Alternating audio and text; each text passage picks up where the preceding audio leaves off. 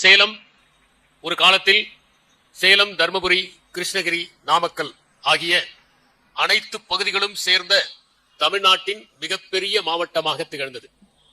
சேலம் 3 மலைவாழ் தலங்களை கொண்டது. ஏற்காடு, கொல்லிமலை, கல்ராயன் மலை என்கின்ற 3 மலைவாழ் தலங்கள். சேலத்து மக்கள் உழைப்புக்கு சொந்தக்காரர்கள்.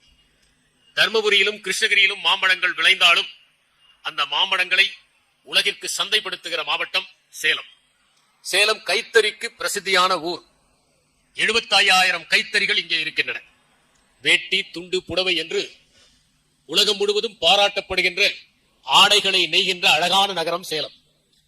இளம்பிள்ளை என்கின்ற இடத்தில் உற்பத்தியாகிற சேலைகள் இன்று உலகம் முழுவதும் முத்திரையாக அறியப்பட்டு வலம் வந்து கொண்டிருக்கின்றது.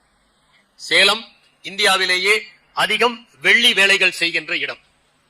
சேலத்தில் இருக்கின்ற ஏற்காடு மிதமான சீதோஷண நிலை கொண்ட அழகான மலைவாழ் தலம். சில மலைவாழ் தலங்களுக்கு சென்றால் அங்கே எப்போது குளிரும், எப்போது மழை வரும், எப்போது வெயில் எடுக்கும் என்று தெரியாது.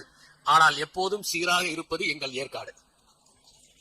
சேலத்தில் தான் தஞ்சை தரணியை வளமாக்குகிற மேட்டூர் அணை இருக்கிறது. மேச்சேரி என்கின்ற இடத்தில் மானாவாரியில் வாழையும் தக்காளியும் பயிராவது தமிழ்நாட்டிலேயே இங்குதான்.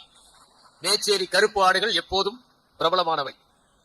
சேலத்தில் இருக்கிற தாரமங்கலம் சிற்ப வேலைகளுக்கு பிரபலமானது. கற்களால் அமைந்த சங்கிலியை இங்கே காணலாம். அங்கே ரதியின் கண்களுக்கு மன்மதன் தெரிவான், மன்மதன் கண்களுக்கு ரதி தெரிய மாட்டான்.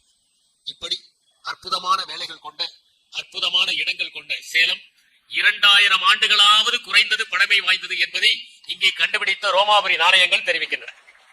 2000 ஆண்டுகள் பழமை வாய்ந்த சேலத்தில் 60 ஆண்டுகள் பழமை வாய்ந்த இறையன்பு இப்போது கச்சிதம் என்னும் கதை என்கிற தலைப்பில் பேசவிருக்கிறேன்.